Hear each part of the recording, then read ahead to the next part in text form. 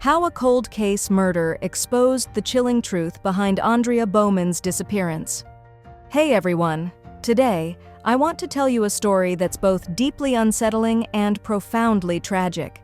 It's about a missing teenager, a mystery that spanned decades, and a horrific truth that was finally revealed. Let me take you back to March 11, 1989.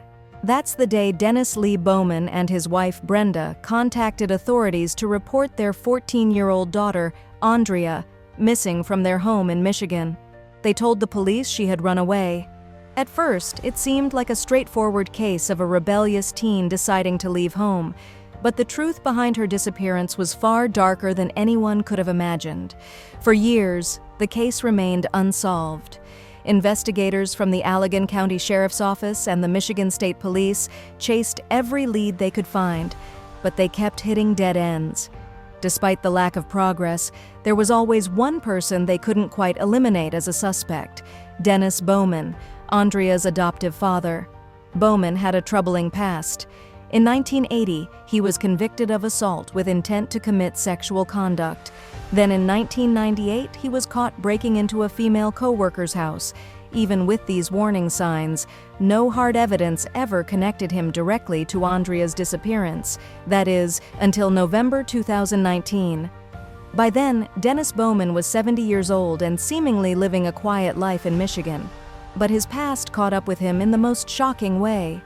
DNA evidence linked him to the murder of Kathleen Doyle, a 25-year-old woman who was killed in Norfolk, Virginia, nearly 4 decades earlier.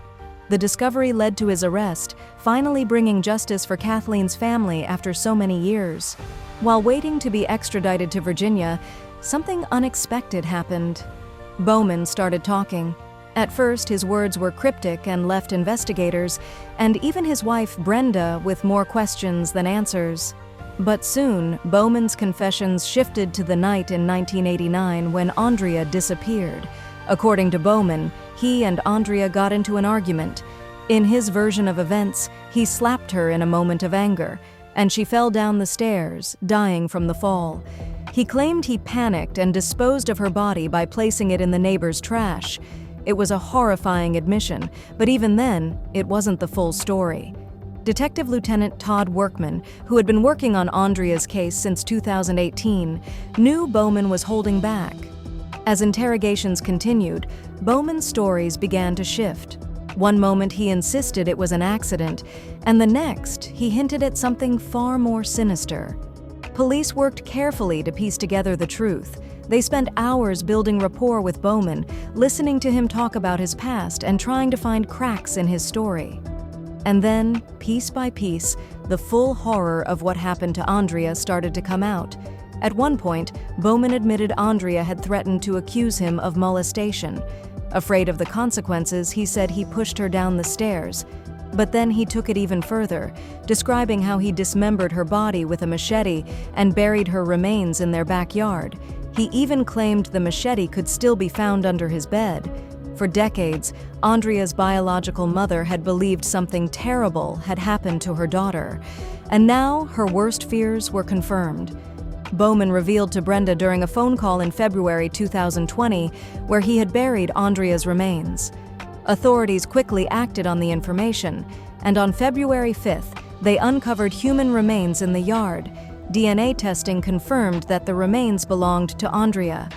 The discovery brought some sense of closure to her biological mother, but the details were beyond heartbreaking. Aundria had been adopted by the Bowmans as a baby, but her life with them ended in unimaginable tragedy. Now, a question lingered: why confess after so many years? Forensic psychologist Joni Johnston offered an explanation. She believed that at Bowman's age, knowing he'd spend the rest of his life in prison, he was seeking some kind of redemption. His confession, she said, was less about remorse and more about easing his own guilt. But Bowman's confessions didn't stop there. In June 2020, he pleaded guilty to Kathleen Doyle's murder in a Virginia courtroom. He was sentenced to 2 life terms without parole, along with 20 additional years for burglary. Later that year, Bowman also pleaded no contest to second-degree murder in Aundria's case. Though he didn't formally admit guilt, he accepted the punishment: 35 to 50 years in prison. Now, Bowman sits in the River North Correctional Center in Virginia, where he will spend the rest of his days. For Aundria's biological mother, the investigators, and everyone who followed the case, his sentencing brought a measure of justice, though the pain of losing Aundria will never fully fade. Detective Workman summed it up best. He said there are still details about what happened to Aundria that may never come to light. Bowman holds those secrets, and he's the only one who knows the full truth. This case is a haunting reminder of the depths of human cruelty, but also of the importance of persistence in the pursuit of justice. Aundria's life was tragically short, but her story has become a call to never give up hope, even when the truth seems out of reach. Though the case is closed, the shadow of Dennis Bowman's crimes lingers. Aundria's memory, however, will live on as a reminder to fight for justice, no matter how many years it takes.